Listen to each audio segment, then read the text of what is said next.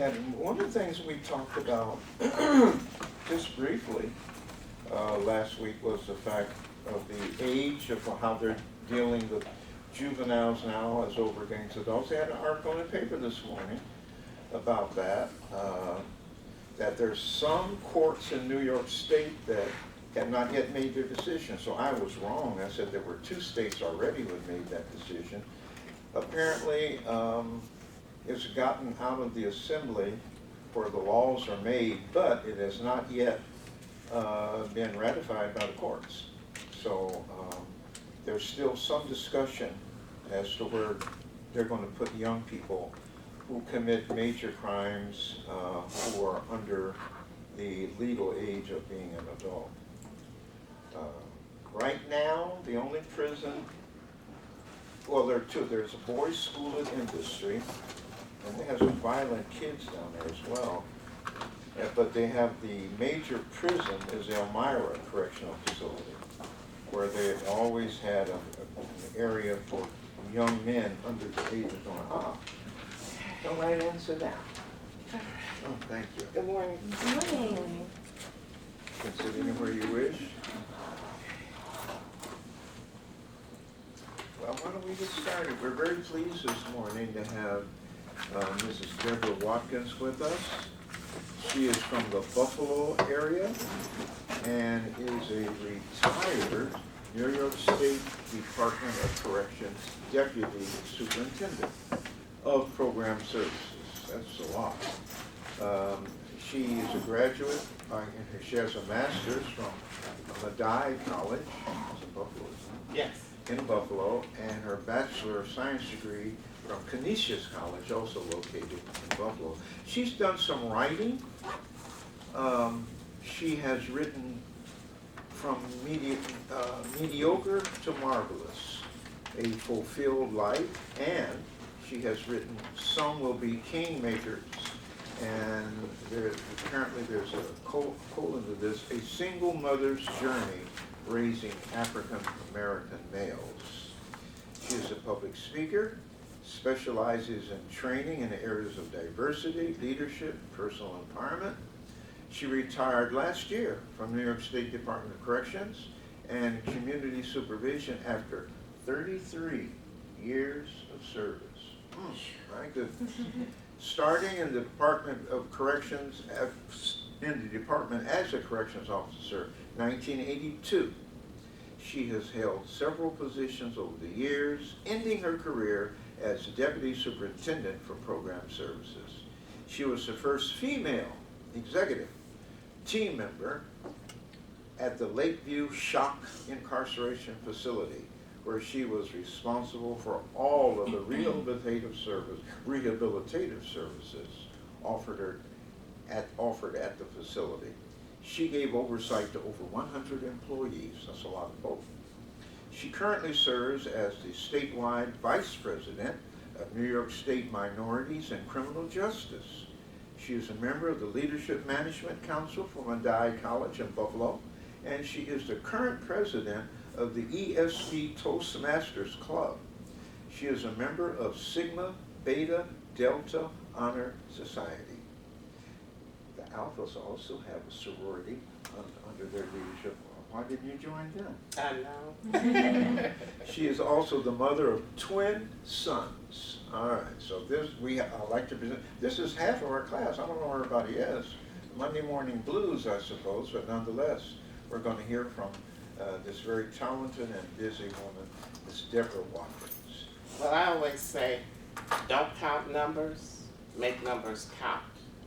So whoever is here is supposed to be here. All right, the others are missing out. All right, I'm telling you, they're missing out. Let them know you missed out. Well, thank you, Yes. Professor Walker, for having me. And you're very fortunate to have him. This is a man of a lot of experience and also talent.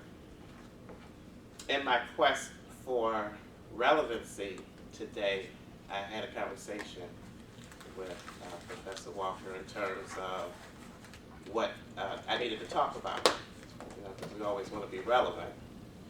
And because I could talk about a number of things in terms of corrections, because I wore a number of hats, and I was there for a number of years, and I had the opportunity to work in just about every level of corrections, because we have maximum security facilities. Those are inmates who are doing long sentences, and then we have a medium facility. They're doing shorter sentences. It's a more relaxed environment. It's not as rigid. They're not in cells.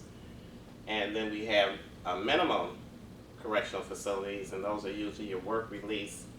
And they come there and they stay during the day, but then they have to go out and find a job. And so it's a transition, transitioning them from the prison environment back into the environment. When I talked to Professor Walker, he was telling me that he informed me that you guys have been discussing trauma as it relates to other individuals in our society. And so today he wanted me to talk about trauma as it relates to those who have been incarcerated, and then the effects when they go back out into the community. Prison incarceration is probably equivalent to going to war in some circumstances, some facilities. They are probably, most of them, when they get out, suffering a little bit from traumatic syndrome, because it's definitely an unnatural environment. It's a shock when you first go into a prison system. But when I talked to Professor Walker about it, I said it's unfortunate because it's really a cycle. Most of them come in as a result of trauma. I was saying to him, I said, well, yeah, trauma, the prison system is traumatic, but they came in with issues of trauma dating back to childhood. Now, just to give you an idea of what I did in the prison system, my longest stint was in the area of guidance. We call it the area of guidance. And what we did in that area, just like in a high school, you have a guidance counselor. And so you start with that guidance counselor from the time you come into high school, and then that person is assigned to you, and they stay with you your 4 years in high school. And then they kind of try to, guide you. They get to know you. What are your interests? What it is you want to do? So they tell you what you have to take, what's mandatory, correct? And then they try to guide you to where your talents and your interests are. So that's basically the same thing that we do in the guidance unit.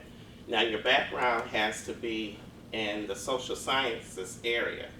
You have to either have a degree in sociology, or it could be in psychology or psychiatry, but it has to be something in that field. I did not have that degree, actually, but what I did was, because I wanted to go into that field, I went back and I did internships, and I made myself qualified for the position.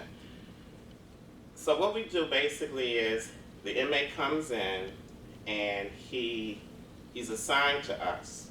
And so because we want to stay with them as long as they're in that facility for several reasons: accountability, consistency. You have to get to know the individual. And so we stay with him. He has a folder, he has a jacket that has been with him since his sentencing. And actually before his sentencing, because once they get indicted, what happens is there's an interview that goes on. And the interview is done by a probation officer. And what the probation officer does is he interviews the inmate, and he gets his background, his family background. And the family background, everything, is when he was born, his parents, if they can, when his parents were born, siblings, the home environment where he was raised, the type of neighborhood, and they'll also go into his educational background, what school he went to, how far he went in school, what was his behavior like in school. They'll go into his employment history, where he worked, what was his behavior at work, if he had a drug history, does he have a mental health history, has he had placement on the outside, and then all of that has to be verified. So if it's a person who does a very good, thorough interview, that person will call the different agencies to verify if he indeed went to those schools, if he indeed worked in those places. They'll also call family members and get their side of how he was raised. They'll get the school records. And so over the years, and now that was my longest stint. It was 16 years that I worked in that office. I had the opportunity to observe, and I have privy to hundreds of folders, hundreds of backgrounds and family history. So I'm not a psychiatrist, a psychologist, or a clinician, but I did see there, and I was able to assess, make assessments based on what I saw. I saw a lot of similarities with those individuals, a lot of similarities. And so you've probably talked about some of these things, foster care placement, and the possible trauma of being in those environments. Not all foster parents are loving, warm homes. There's been a lot of abuse in those homes. A lot of those individuals have had several foster care placements. I found a lot of substance abuse with the parents. So there was a history of substance abuse in those families. A lot of criminal activity in those families. One of the parents may have been incarcerated or is incarcerated. I found a lot of poverty in terms of individuals really being neglected coming up. And so there was a pattern, okay, again, I understand you probably discussed that, of the effects of trauma, triggers. Sexual abuse is another thing that that stood out, especially with the female inmates. And I had opportunity to work with both. I worked with both male and female inmates.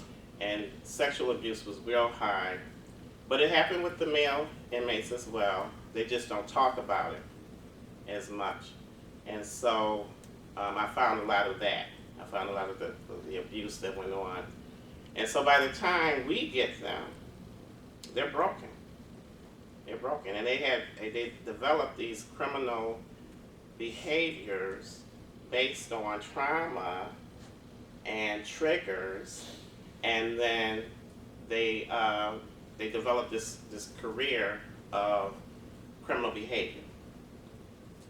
So departments, systems, every now and then they think they've come up with something genius, right? And I say that in jest. And so for years, we were offering them group counseling in certain areas. Some people were trained, some people were not, some people were good at it, some people were not. But as long as it looked good on paper, it's like, okay, let's give them group counseling in anger management. Let's give them group counseling in sex offenders group. Let's give them group counseling in drug and alcohol. Now after a while, they had to stop playing with drug and alcohol, because we have a whole department, we have a whole agency, OASIS, that deals with that. These people are trained, certified, and so they had to stop playing after a while. So they decided to hire people who were certified in alcohol and substance abuse to run these groups. So that was good. That was and because the department has evolved. You know, I've been in the department since 1982, and just like any other agency or department, it evolves. Okay, hopefully it gets better in the evolution. So alcohol and substance abuse became more professional. So we dealt well with that. Mental health, you know, it was kind of hit and miss with mental health in terms of dealing with the guys who were incarcerated. And really the only ones who saw mental health personnel was inmates who were acting out. So if you were quiet, all right, suppressing things, and you were well behaved, then it's a possibility you never saw anybody in mental health. If you were fighting, you were being violent, or you were being harmful to self, then you would see someone. But you could possibly go through and be a powder keg waiting to explode. Nothing triggers you enough for you to explode, and you come right back out to the street and have never dealt with some of the traumatic events that I talked about that they went into prior to going into prison. Then you go into prison and you're locked in a cell, which is unnatural. And then you're in gladiator school, so to speak. In some of these prisons, they let them out in the yard, and the strong survive. And so you're on constant guard. They can never relax. You can never relax in a prison because, especially in the male, it's more so in the male prisons than the female, but in the male prisons, very violent. Okay, a lot of violence.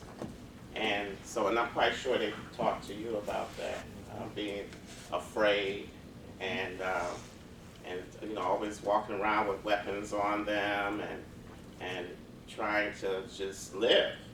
All right, and a lot of abuse. We've tried our best to protect them in terms of, you really can't protect them too much with the violence. That's going to happen because it's just too many. But with the sexual abuse, we try to do a lot of things, put a lot of things in place to protect them with that. So one of the things that the department did over the years is to have individual showers so that they won't have the communal showers where a lot of the abuse used to happen. So the showers are on the galleries. They just took one of the cells and made it a shower, and they do it individually. So that's one of the things that, you know, we put into place to try to protect them. But they find ways. And so a lot of sexual abuse, and then staff, some people abuse power, so they're not always the most pleasant people when they're speaking to inmates, how to treat inmates. Some people go overboard, some people, you know, it's hard pressed to find someone who can really balance this thing out, you know, in terms of being a watchdog with these inmates in the area of security. When you have an officer who can do that, you have a gem, okay, someone who can stay controlled, that won't go at their level, that won't escalate, you know, instead of de-escalating the situation. So, so that's traumatic in itself, dealing in that environment. Now you went from, now some of them, let's say they came up in the foster care system, they're used to sleeping with strangers. You know, some foster parents will put them in a room, be 5 or 6, you know, kids, they're not related to you, you know, but you're in the room with them, in the bedroom with them, you have to sleep with them, and they're used to that. But imagine a dormitory of 100 strangers, okay? So you're in a dormitory of 100 strangers, 100 personalities. You don't know where they're coming from, what they're going to do to you at any time. So I can't imagine sleeping soundly in an environment like that. Could you imagine sleeping soundly in an environment like that, in a dormitory of 100 strangers? And I know people do it in the military, but I don't know if it's 100. Is it 100? Have you ever been in the military? There's a number, but not that high. It's not that high. And then even on the galleries, you know, sometimes it's like it's over in a block, a housing block. You have over 200 or 300 guys in a housing block, and they do everything together. So they go to the yard together. We got 200 or 300 guys in the yard, strangers again in the yard, and you go into the mess hall where they eat, the cafeteria. They call it the mess hall, and there's 200 or 300 guys, 400 or 500. You know, Attica has 2,000 inmates, and when they eat, when they get there, it's amazing how they run this place. I worked there for three different times, but you had 400 or 500 inmates eating in a room, okay, at one time. Now it's amazing how they do it. It's very orderly. It's very orderly how they do it. They make them sit down a certain way, and just to keep it from being chaotic. And I remember the first time I walked into that room. I was an officer at the time, 23 years old, young like you, young ladies, and I'm in this room with 400 men, and they're all staring at me. Okay, and my butt cheeks kind of tightened up. And I was like, am I gonna die? And I just got a picture of myself dying like this. You know? But, you know, so that, you know, that's their life, you know? And I'm like, oh my God, what did you do, Debra? So, but that's, you know, how they have to function every day. And they go to the gym, and the theater used to be, now we cut out the movies after a while because they were able to, and like I said, the department evolves so to get better.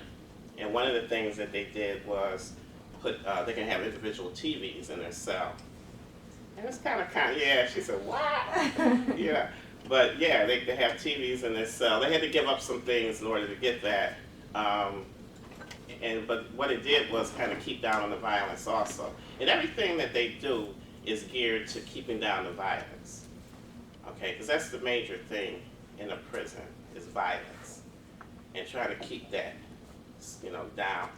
And so, but they used to go to movies, and they'd be in this big auditorium, and you turn the lights off in a big auditorium full of criminals. Right? Whose idea was And that? so I've had some pretty funny incidents. So I remember one evening where they had a fight, and we had radios. And it would only be like 2 or 3 officers in there with them. Only be like 2 or 3 of them. There was a guy in a booth ready to shoot the gas if it turned into a riot. And so she said, what? She's looking like, what? So, so there was a fight. And I'm calling the guy on the radio. I'm saying, there's a fight. You know, in the theater, it's a fight. And he's like, well, I don't know. He's just like, huh? What'd she say? You know, I guess that's what he's saying to the other guy. Mm-hmm. And they're not coming. The cavalry's not coming. So I'm like, I have my back against the wall. You know, the guys are in there trying to break up the fight. It's dark. I'm trying to find the lights. And so finally, some guys down the hall, Debra, y'all having some problems in there? Yeah. You got like a fight, you know? It's like 400 guys in. So then the cavalry comes, you know. But so that was, you know, a way of life for them on a continuous basis. So to bring everything full circle, they come in with trauma, right? And then I have some funny incidents, you know, in the female facilities also as well. But they come in with trauma. They're already broken. And we're not giving them too much clinical. All right, and a lot of it, the reason is money. All right, money, financial reasons. Mass incarceration is just too many. All right, and then these are individuals that need one-on-one counseling, and they need group counseling. So we don't have the money, time, space, personnel. All right, and then the ones who really actually do see someone in mental health, they're acting out. Okay, they've taken it up to the next level, and we got to get them back in control. You know, so they send them to people like Mr. Walker, fix them, so he can go back in the population. You know, that's basically what it was, right? Just fix them so we can get them back in population, functioning. General population, functioning. Adult code So team that's call what's happening. 5-1600. So we're Adult doing code team that. call 5-1600. We're Neurology educating them. resident call Because, 5-1600. we have, Neurology based resident call what is called 5-1600. criminogenic needs. Okay, that's the title that they gave it. Criminogenic needs. He needs education, or she needs housing, she needs employment, he or she, they need family structure, they need alcohol or substance abuse if there's a history, and they need anger management. Those are the needs. Most of the needs we can get to. We can get them educated. We do a pretty good job at that. We can get them vocational training. We do pretty good at that. Alcohol and substance abuse, we've come quite a ways with that, but we're not getting all of them. And we can get them reacquainted with the family. You know, we can kind of do some things. We have, in some of the facilities, we have family conjugal visits. They can, you know, come in with the family and start that process. We give them spirituality. We have chaplains on board, and so they can practice their religion. We have programs like AA and NA come in. They can start that practice on the outside. But we're not dealing with that trauma. And so that's still there. And then they're still being re-traumatized on the inside. And so now we've fixed them up some ways, kind of superficially, and then we're throwing them back out there in the community saying, okay, we fixed them, all right, here they are, and I don't know how well now if they have a mental health issue, there is some follow-up, okay, because we do have to touch base with some clinic out there on the outside before release. So there is some follow-up. But, you know, your regular Joe Schmo who may need to go, you know, and talk about his prison experience and what he may have encountered if he was attacked, or and we don't do that. We don't do very well with that.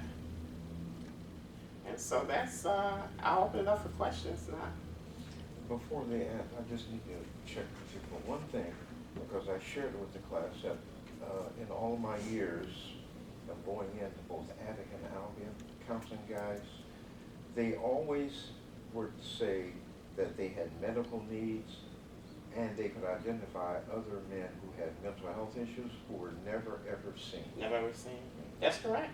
That's correct. Because if the guy is quiet, if he's not making any noise, because see, the main thing in the prison system is keeping order.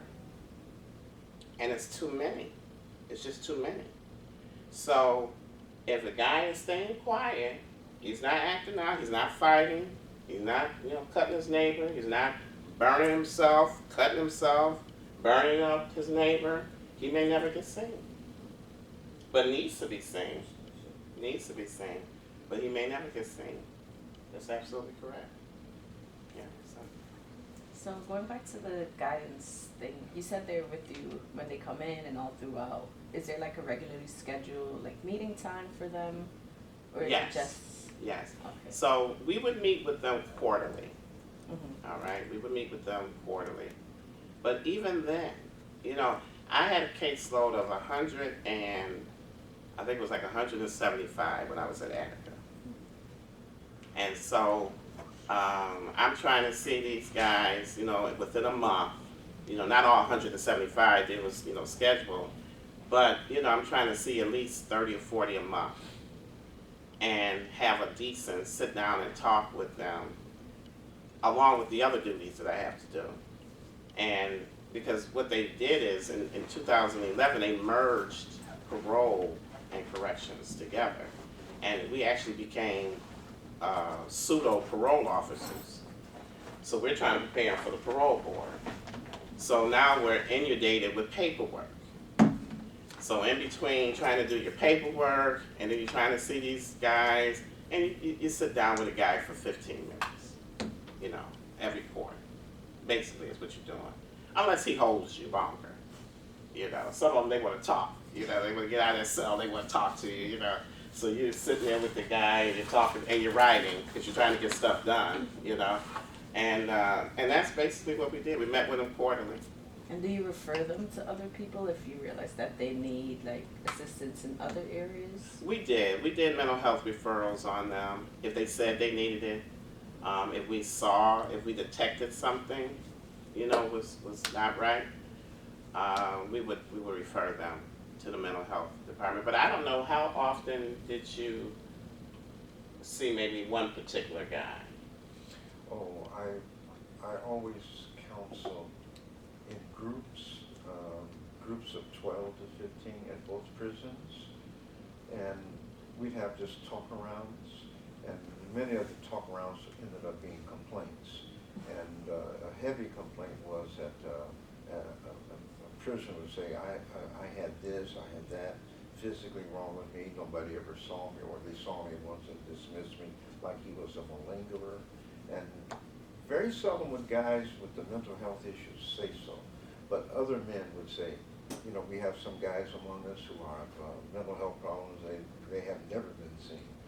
I also had the distinction of counseling 12 men separately who were at the old Marcy State Hospital for the criminally insane. They sent them to Attica and they put them in the general population, and they were derided so by the other inmates that they were called space cadets and bugs and other type terms, and as a result of that, they didn't make any progress at all.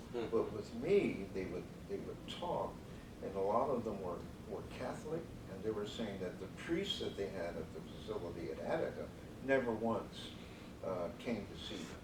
So they never took Holy Communion, and they never could go to confession, which was major because they carried a lot of guilt, but they all had definite mental health problems. And some had been in prison for a very long time. Very long time, right. Right. Any other questions? Would you mind talking a little bit about kind of like the procedures of like reports and then the hearings and like who like within the kind of like the chain of command is responsible for different parts? Now, what hearings? Like when you have like incidents happen, like whether or not there's like a mental health concern, but when you have like, isn't it like I don't know if it's like the captain or the depus who have to go back through like when there's an incident and then someone files a report on it? I'm sorry, honey, I'm having a hard time hearing you. Your Like voice if is there's real soft. if there's like an incident and I don't know if like it's the like correction officer or like lieutenant who has to like file a report on it, who is the one to like review that and then determine like what needs to be done to either like get an inmate like mental health care or like take care of if like a correction officer was being like violent towards an inmate, like how would those like reports be Okay, gotcha. taken care of? All right. So you got like about 2 or 3 things in that sorry. question. No. But so one of the questions is, so an inmate misbehaves. Is that what you're saying? Yeah. As an incident. Yeah. So he has an incident, and then there's a report that's done, correct? And the report can be done by anybody. It can be done by a correction officer, but a lot of times they're in a classroom. They can be in a academic classroom, so a teacher can do the report. And or they can be in a vocational, they can be in a church, they can be anywhere. So, and they can work, they work also in the prisons. They work in different areas. So he could be working in a library, he could be a librarian, a paralegal. They can get a paralegal degree. So, so they can be working in any of those areas, and an incident happens, okay? And so anybody can write the report. So what happens is, and it doesn't have to, when they're acting out, it's not always mental health issues. It's just behavioral. If it is mental health, then there's 2 reports that have to be written. There's a report of what happened, but then there's also, if we know that they have mental health issues, that report has to be written. And supposedly, they're not to be punished, okay, to be held accountable. But they are supposed to go to mental health, and then mental health will determine if he was responsible enough mentally to have done what he did. And it's sort of like, how when somebody goes to court and they want to make sure that they're psychologically fit for trial, it's sort of like that. So before they can come before the misbehavior hearing, the hearing for the misbehavior, they have to go to mental health, and then mental health has to say, yeah, they're fit. They know what they're doing. Yeah. So, one second. So that's one. Is that answering your question? Yeah, and I'll have like another one, but. Right, and then also in your question was, who does the hearing? Yeah. So we have rank, okay, and you're absolutely correct. We have captains, lieutenants. In the security arena, there's sergeants, lieutenants, captains, and so usually lieutenants and up will conduct those hearings. I conducted hearings because I had rank. I was a deputy superintendent, and so I conducted hearings as well. And so they would come before us, and we make a determination on what it is that would happen to them.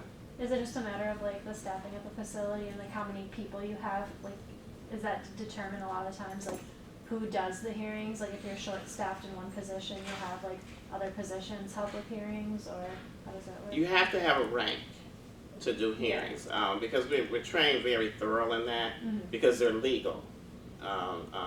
There's a lot of legality that goes with hearings, because what happens is if I give him a sentence of being locked up for 24 hours, I'm taking away freedom. And so you can't just have anybody arbitrarily doing hearings. You really have to have people who are in a supervisory capacity, who supposedly are, critical thinkers, to make those decisions. I was gonna say, is there like after an incident, is there like an observation period, after they do their interview and assess, is there like an observation period to see if that inmate is actually following through with what they said in the interview, or do you guys just, check it off, like, okay, he says he's fine, and then just send him back? Well, now, see, I don't work in mental health, so, it depends on how bad he was acting out, right? So if he, let's say, and this is like a real extreme case, right? He's putting feces all over himself, okay? We have a lot of that.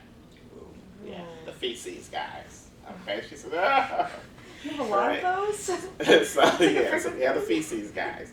No one So, can touch them if they. They'll go, if we have a mental, your maximum security facilities actually have a mental health building within the prison, okay? So this is almost like you're going to a clinic, right?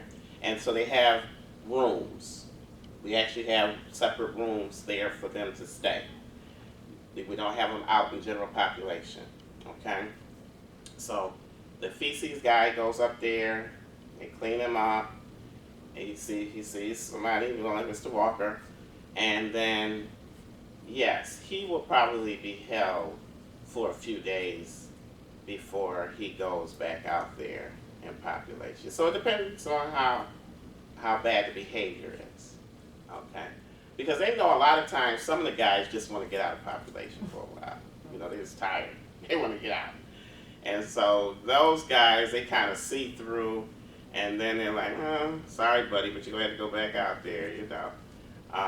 So that's a lot of that happens.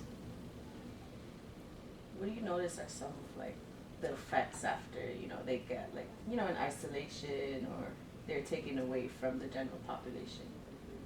Say that, what's that? Like, what are some of the effects afterwards in their behavior after, you know, they face isolation or when they're taken away from the general population?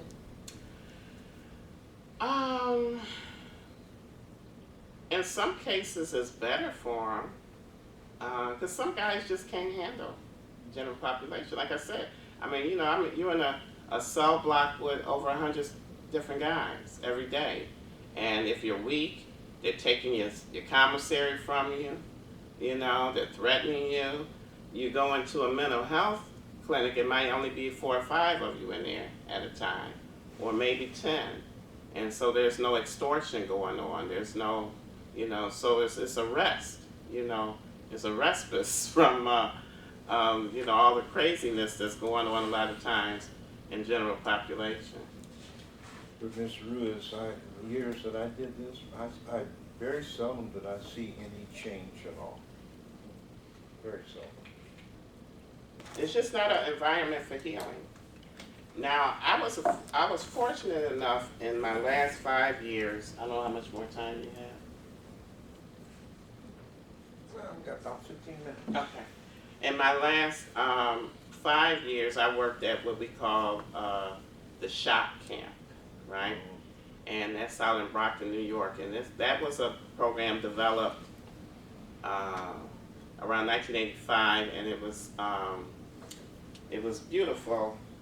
It was genius, and actually how they put it together. Dr. Sherry Clark came up with what she called the therapeutic.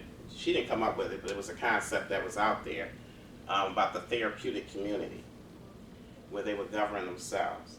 And then a captain who was in the military, those two got together, and they came up with this beautiful dynamic called the shop camp. So eventually, it was for 18 years old's first-time offenders, nonviolent. So they had to be nonviolent, first-time offender, and 18. That was in the beginning stages. The ages eventually started going up. Now it's always up to 50, but it still stays at nonviolent and less than 3 years in incarceration. That's the other thing. They can't have like a long sentence. And so the benefit of the program is they can get out a little earlier. They can knock off time off their sentence, 6 months. So they go into this shock program, and it's like going to a military boot camp. So they get up every morning, 5 o'clock in the morning, and they do PT. They go outside, run around, do PT. And from the time they get up in the morning to the time they go to bed at night, everything is structured. All right? So, but the other side of it is, in the evenings is when they have the therapeutic community. And in the therapeutic community, well, there's 2 areas where they deal with issues. The one area is alcohol and substance abuse, and they all have to take it. Because what we found is 90% of the inmate population have some type of substance abuse issues going on. Even if they're not ongoing users, they have used. So they still have to go to alcohol and substance abuse treatment. But then they also have another component of the program where they sit around and they have what they call confrontation and cleansing. And they confront each other. They confront each other on behaviors and issues. And, you know, staff is there to try to, you know, control it, that it doesn't get out of hand. And then also, and those times, people open up. You know, they start to talk about their trauma. You know, like, well, no, I don't like people getting too close to me because, and there's men and women in this program as well. You know, I don't like people getting too close to me because I was touched, you know, at a young age. And, you know, so all kinds of issues come out. You know, my mother was always screaming at me. That's why I have a problem with female officers screaming at me, because my mother was always screaming at me. And, you know, and so staff have to be specially trained for this program also. The correction officers that work in this program are a special group. And that was the only, and I was like very grateful that I got to see that at the end of my career, okay, because I saw the worst of the worst. And so for my last 5 years, I was like in this la-la land of prison, okay? And, you know, you come in, and inmates stand up, and they say, morning, ma'am, morning, ma'am, you know? And then they would come before us when they behaved. We didn't lock anybody up, but we would talk to them. You know, you got a chance to talk to them. Come on, what's wrong with you? You know, you got a chance to get out. And why can't you get it together? And then some of them would reveal to us that they were acting out because they didn't have anything to go to. You know, they didn't have any family to go to. So they were really kind of afraid to get out. They didn't have any structure. They didn't have anything concrete. And so we were always trying to gear them to get something concrete. You know, come on, let's go into, excuse me, transitional services. Excuse me.